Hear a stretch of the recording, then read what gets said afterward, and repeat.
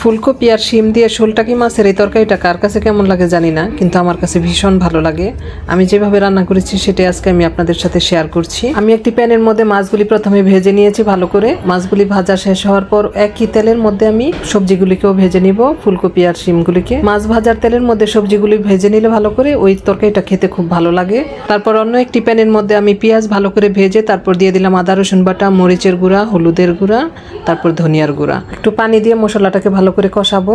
তারপর দিয়ে দিলাম পরিমাণ মতো লবণ দিয়ে ভালো করে মশলাটাকে কষিয়ে তারপর ভেজে রাখা সেই সবজিগুলিকেও আমি এখানে দিয়ে দিব। মশলার মধ্যে ভেজে রাখা সেই সবজিগুলি দিয়ে অনেকটা সময় পর্যন্ত কষাতে হবে। যখন মশলার মধ্যে কষানো হয়ে যাবে তখন দিয়ে দিব ঝোলের জন্য পানি এবং পুরোপুরি রান্না হওয়ার জন্য পানিটা দিয়ে আমি ঢেকে রান্না করব। যখন ঝোলটা বলক আসবে তখন আমি দিয়ে দিব ভেজে রাখা সেই মাছগুলিকে এখানে দিয়ে তারপরেও আমি ঢেকে আবার রান্না করব 10 মিনিটের মতো।